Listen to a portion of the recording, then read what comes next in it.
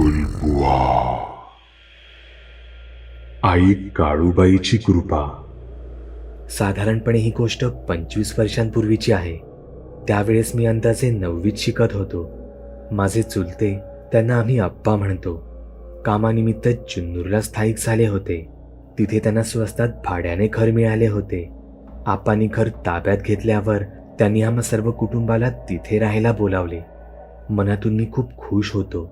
नवीन ठिकाणी राहायला मिळणार, शिवनेरी किल्ला बघायला मिळणार. ठरल्या दिवशी मी, माझी आई आणि लहान भाऊ असे सर्वजण जुन्नरला गेलो.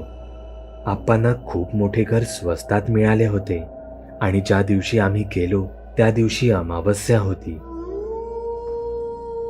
आमच्या घरी देवी काळूबाईचे ठाणे आहे आणि माझी आई देवीची खूप मोठी भक्त आहे.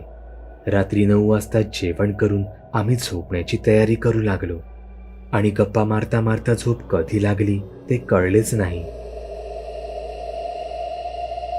मध्यरात्री आईला कोणाचा तरी विव्हळण्याचा आवाज आला.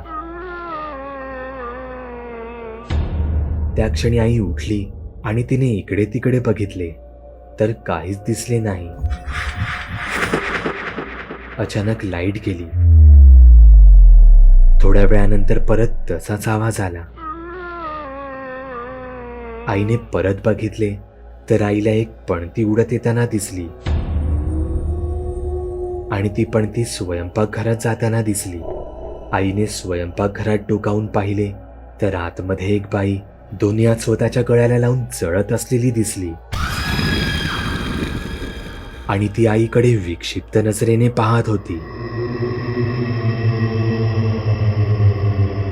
समोरील दृश्य बघून आईची वाचा जाग्यावरच बसली होती आणि तिला काही बोलताही येईना. त्याच वेळेस आईने मनातल्या मनात देवी काळूबाईचा धावा केला आणि प्रार्थना केली की आई काळूबाई मला वाचव. आणि आश्चर्य म्हणजे त्या क्षणी लाईट आली आणि समोरील दृश्य नाहीसं झालं. माझ्या आईने लगेच आप्पांना आणि काकीला उठवलं आणि सर्व काही सांगितलं.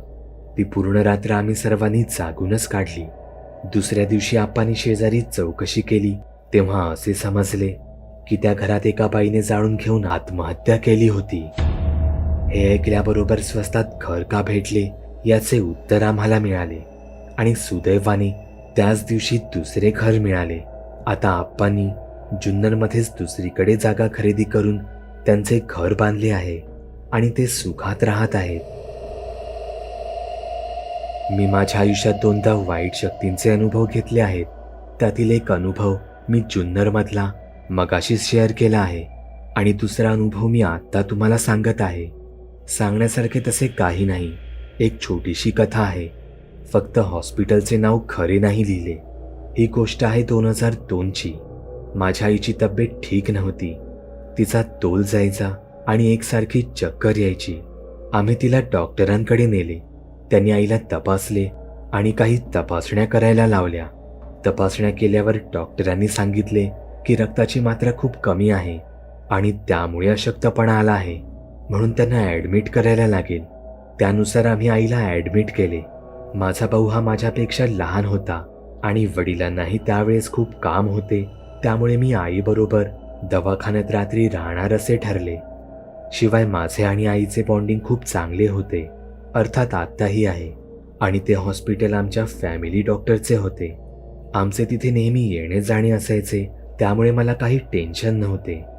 ते हॉस्पिटल साधारणपणे 2 मजली होते आणि 30 खाटांचे होते. वरच्या मजल्यावर वॉर्ड होते आणि खालच्या मजल्यावर तपासणी केंद्र आणि त्याच्या शेजारी बाथरूम होते. पण ते बाथरूम नेहमी बंद असायचे. त्या दिवशी रात्री 10 वाजता सिस्टरने सलाईनची बाटली लावली आणि सिस्टरने मला सांगितले की बाटली संपल्यावर मला आवाज द्या. रात्री 12 ते 12:30च्या दरम्यान ती बाटली संपली. ते पाहून मी सिस्टरला सांगितले. सिस्टरने सलाईन काढून ठेवले आणि ती निघून गेली. आईने मला झोपायला बोलावले, पण मला काही झोप येत नव्हती. मी आईकडे बघितले तर ती औषधामुळे शांत झोपली होती. मी घड्याळामध्ये पाहिले तर रात्रीचा 1 वाजला होता. मी उठून खालच्या मजल्यावर आलो तर मुख्य गेट लावले होते आणि माझी नजर त्या बाथरूमकडे गेली. तर ते बाथरूम चक्क उघडे होते. मी ठरवले जरा फ्रेश होऊ आणि मग वरती जाऊ. मी बाथरूममध्ये गेलो, दरवाजा बंद केला आणि लाईट लावली. 2च मिनिटात लाईट गेली आणि लगेच परत आली. माझे लक्ष समोरील भिंतीवर गेले. त्या भिंतीवर मला सावली दिसली. तिथे एक बाई लटकलेल्या अवस्थेत मला दिसली.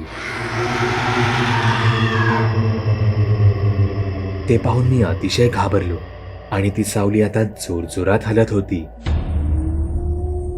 भीतीमुळे माझा आवाज बंद झाला आणि तेवढ्यात परत लाईट गेली. पूर्ण रूममध्ये अंधार पसरला होता आणि मला अंधारात पण असे जाणवले की कोणीतरी माझ्या मागे उभे आहे. मागे बघण्याची माझी हिंमत नव्हती. तेवढ्यात असे जाणवले की कोणीतरी मला पाठीवर स्पर्श करत आहे. आईच्या अंगात काळूबाईचे वारे येत होते. मी काळूबाईचे नाव घेतले आणि मनात मी काळूबाईचा धावा केला, आई मला वाचव.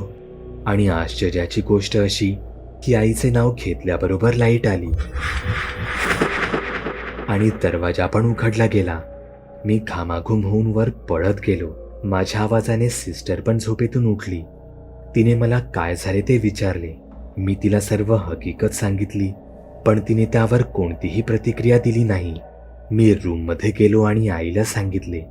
तसे आई म्हणू लागली की हा तुझा भास असेल, पण तो कोणता भास नव्हता. मी मात्र आईच्या शेजारी झोपलो. भीतीमुळे मला रात्रभर काही झोप आली नाही. दुसऱ्या दिवशी सिस्टर सकाळी सलाईन लावायला परत आली. तेव्हा तिने सांगितलं की हॉस्पिटलचे काम चालू असताना तिथे बिगारी जोडपे राहायचे. त्या दोघांमध्ये सारखी भांडणे होत असत. त्यामुळे त्या बिगारी बाईने वैतागून तिथे असणाऱ्या झाडाला गळफास लावून घेतला. त्या घटनेनंतर 1 महिन्याने हॉस्पिटलचे काम चालू झाले आणि तिथे बाथरूममध्ये गेल्यावर काही जणांना अस्वस्थ वाटू लागले. म्हणून ते बाथरूम कायमस्वरूपी बंद केले गेले. पण आज पाण्याचे काम असल्यामुळे बाथरूम उघडले आणि कामाच्या भरात त्याला लॉक लावायचे विसरले. त्या हॉस्पिटलमध्ये आई 4 दिवस होती, पण त्या 4 दिवसात मी काही निवांत झोपलो नाही आणि पुढची 1 वर्ष तर माझी घाबरण्यातच गेली. आता ते बाथरूम चालू असते, पण रात्री बंद करण्यात येते. मी त्या दिवशी मात्र आईमुळेच वाचलो हे नक्की. सदरील कथा ही सत्य घटनेवर आधारित आहे. जर विश्वास असेल तर ठेवा, नाहीतर मनोरंजन म्हणून ऐका. ही एक सत्य घटना आहे जी आमच्यामध्ये घडली आहे. मी 2 वर्षांचा असताना माझ्या आईवडिलांना एक स्वस्त मोकळी जागा मिळाली. त्या काळी हातात जास्त पैसे नसल्यामुळे पत्र्यांचे घर बांधले. आईवडिलांची देवावर नितांत श्रद्धा होती, आजही आहे. काही दिवस गेल्यानंतर त्या घरात चित्रविचित्र भास होऊ लागले. बघता बघता 3 वर्षे गेली. त्या 3 वर्षात कष्ट करून पण प्रगती कधीही झाली नाही. हा जागेचा दोष होता का आपण काम करण्यासाठी कमी पडत होतो हे माहीत नव्हते. आणि एके दिवशी माझा मामा घरी आला. त्याचा पगार झाला की तो आमच्या घरी यायचा. येताना काही ना काही खायला घेऊन यायचा. यावेळेस मात्र आईसाठी त्याने 1.5 पावशेर मटण आणून दिले. तो निघून गेल्यावर आईने ते मटण शिजवले आणि शेजारी काहीतरी कामासाठी गेली. 15 मिनिटांनी परत आली. येऊन बघते तर काय, मटण संपलेलं होतं आणि शिल्लक होते ती म्हणजे त्याची हाडकं. हे जरा विचित्र होतं. आम्हाला वाटलं की कोणीतरी आलं असेल, पण सत्य काय आहे ते माहीत नव्हतं. तेथील लोक अजूनही सांगतात की ती जागा शापित आहे, पण आम्हाला दुसरा पर्याय नव्हता. काही दिवसांनी तोच प्रकार घडला, पण यावेळेस मटण नाही तर मासे होते. दिवसोदिवस आर्थिक परिस्थिती बिघडत चालली होती. वडिलांची नोकरी केली होती आणि एके रात्री आम्ही झोपलेलो असताना अचानक आईचा गळा कोणीतरी आवळला. तो भास होता का खरे होते हे देवालाच माहीत, पण त्या दिवसापासून सर्व त्रास वाढला आणि आम्ही ते घर विकण्याचा निर्णय घेतला. त्या घरासाठी एक ग्राहक पण आले. आम्ही त्याला सर्व सांगितले, तरीही त्याने ते घर घेतले. तो आणि त्याची 4 मुले आणि त्याची पत्नी एवढे लोक तिथे राहायला आले. आल्यानंतर त्याने ते घर बांधले, पण हळूहळू त्याचाही धंदा बसायला लागला आणि 2 वर्षात त्याच्या 4ही मुलांचा मृत्यू झाला. तो वेडापिसा झाला आणि 5 वर्षांपूर्वी त्याचाही मृत्यू झाला. त्याची पत्नी एकटी राहत आहे. उदरनिर्वाह करण्यासाठी तिने एक रूम दुकानासाठी भाड्याने दिला आहे. ज्याने घेतली तो म्हसोबाचा भक्त आहे. त्याला पूर्ण गोष्टीची कल्पना होती आणि त्याने तिथे होम हवन करून तिथे दुकान चालू केले. सुरुवातीचे 6 महिने दुकान चांगले चालले, पण नंतर तो पण बुडाला आणि त्याची आई पण देवाघरी गेली. त्याने पण ते दुकान सोडून दिले. नंतर त्या मूळ मालकाने 1 वर्षापूर्वीवरती एक भाडेकरू ठेवला.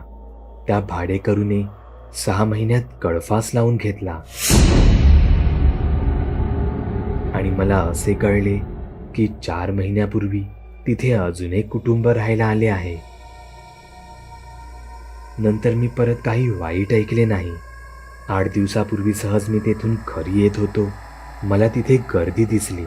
मी एकाला विचारले तेव्हा त्याने मला सांगितले की जो नवीन राहायला आला होता त्याने गळफास लावून घेतला.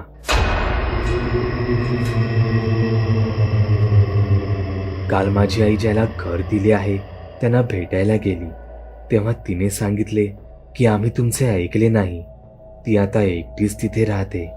ती म्हणते सगळेच सोडून गेले, मी घर सोडून काय करू आता. आम्ही मात्र देवामुळेच नीट राहिलो. देवी काळूबाईचा आशीर्वाद आणि आमची पुण्याई आम्ही जिवंतपणीच ते घर सोडलं. आता आम्ही सुखी आहोत. कधी कधी तेथून जाताना ते घर दिसते आणि जुन्या आठवणी ताज्या होतात आणि मनावर भीतीचे साम्राज्यही पसरतं. अजून किती बळी घेणार आहे ते घर, याचा अंत आता झालाच पाहिजे. मी परमेश्वराजवळ प्रार्थना करतो की सर्वांच्या आत्म्याला शांती दे आणि तेथील वाईट शक्तीचा अंत होऊ दे. तुम्ही सुद्धा तुमच्या गोष्टी बागुलबुवाला मेल किंवा मेसेज करू शकता. बागुलबुवा. चॅनलवर अपलोड केलेल्या नवीन व्हिडिओची नोटिफिकेशन मिळवण्यासाठी चॅनल सबस्क्राईब करायला विसरू नका. व्हिडिओ आवडला तर आमच्या मेहनतीचा मोबदला म्हणून तो लाईक करून मित्रांसोबत जरूर शेअर करा. चॅनलवरचे इतर व्हिडिओ पाहण्यासाठी इथे क्लिक करा. तसेच चॅनलवरची प्लेलिस्टही चेक करा. दर दिवशी नवनवीन भूतांचे व्हिडिओ बनवून मी तुमचं मनोरंजन करत राहू याची खात्री बाळगा.